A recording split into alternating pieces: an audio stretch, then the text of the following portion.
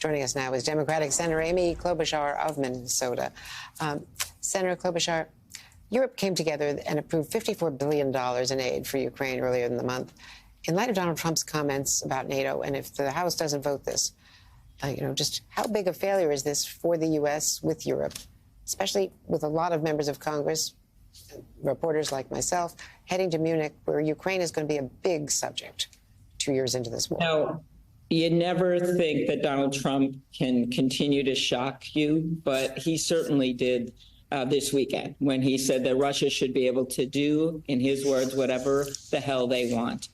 He's talking here about a tyrant that has ordered civilian planes to be shot down, someone who thinks nothing about killing his adversaries or poisoning journalists. And in this case, I will say 18 Republicans stood up against it in the Senate, despite his lobbying attempts. They stood up against it, and they are in favor of this package. Now, I would have liked it to have included the border security measures, the fentanyl, to stem the flow of fentanyl into the country, but they voted against that, which will continue to be an issue, giving the president the emergency powers to finally do something about border security. That all being said, we now have enough votes, and the magic number is 60, to move this bill along. And what's happening right now is debates about, do we do amendments, a limited number of amendments. I'm pushing very hard for the Afghan Adjustment Act to stand with our allies who stood with our soldiers, a bill I have with Senator Graham, Senator Moran, and we've got significant support for that. But at the same time right now, the focus is we cannot side with a tyrant, someone who does not have America's best interests in mind. Instead, we stand with democracies around the world and our allies, which I note is nearly 50% of the economy, if you even want to look at it of the world's GDP, if you want to look at it selfishly from the lens of our own economy or national security. Either way you look at it, we should stand with our allies. And our NATO allies, many of them are spending more of their GDP on NATO, some of the Scandinavian countries, in fact, than we are. And we get a lot of that money back in terms of defense contracts and jobs. Exactly.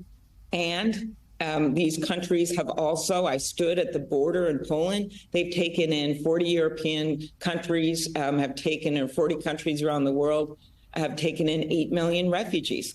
Poland, millions of refugees. And I stood there at that border and saw them just streaming in with nothing but their belongings, little kids with their stuffed animals in a backpack.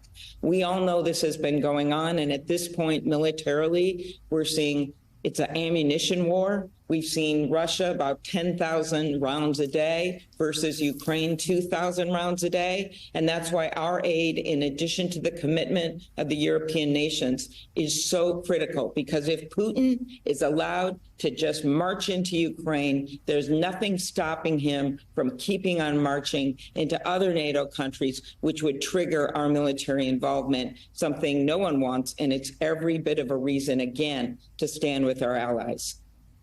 Let's assume that you can get this through the Senate, that the leadership is firm and that they're not going to waver.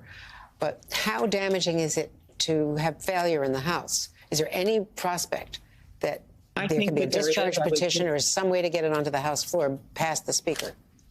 I was just in the Republican cloakroom before I came over here, and I talked to a number of the Republicans. I continue to believe that we wouldn't be doing this to this extent night after night after night if we didn't think there was some path.